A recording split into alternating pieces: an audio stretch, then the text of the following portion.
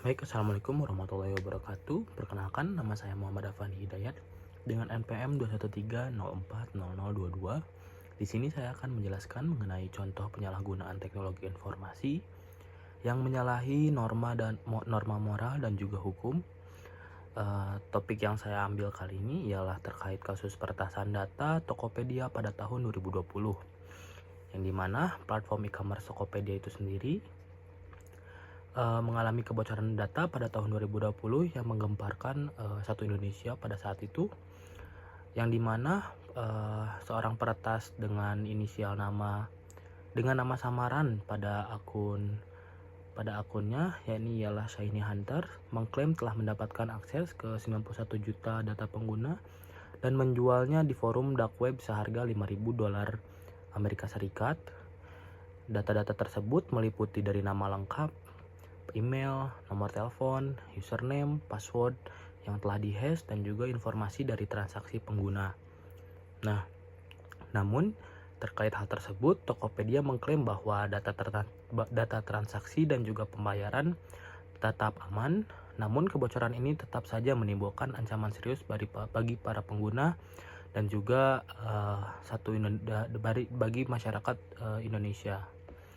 Lalu dampak dari moralnya yaitu adalah pelanggaran dari privasi pengguna, yang dimana data pribadi yang diretas oleh hacker tersebut ialah data pribadi, hak individu dari masing-masing para pengguna, dan juga dengan kebocoran data tersebut melanggar etika privasi serta keamanan digital.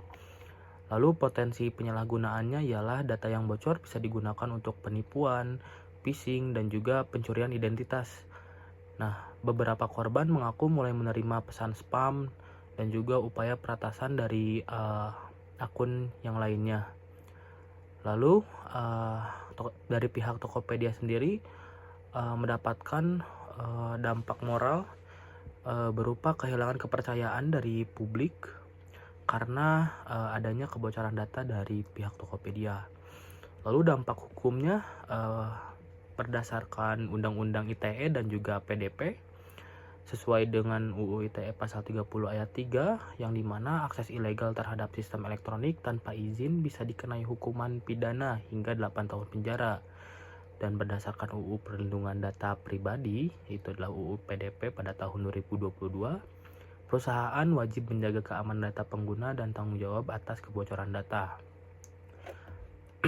Lalu, tindakan hukum yang dilakukan oleh Tokopedia ialah hanya mengumumkan kepada masyarakat dan juga seluruh penggunanya, yang dimana Tokopedia mengklaim telah meningkatkan sistem keamanannya setelah insiden kebocoran data yang dilakukan oleh Shiny Hunter.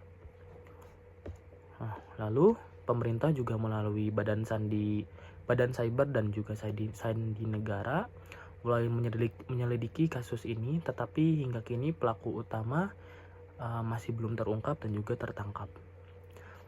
Nah, lalu solusi dan juga langkah pencegahan dari kejadian ini ialah yang tentunya dari pihak internal itu sendiri, yaitu adalah peningkatan keamanan sistem.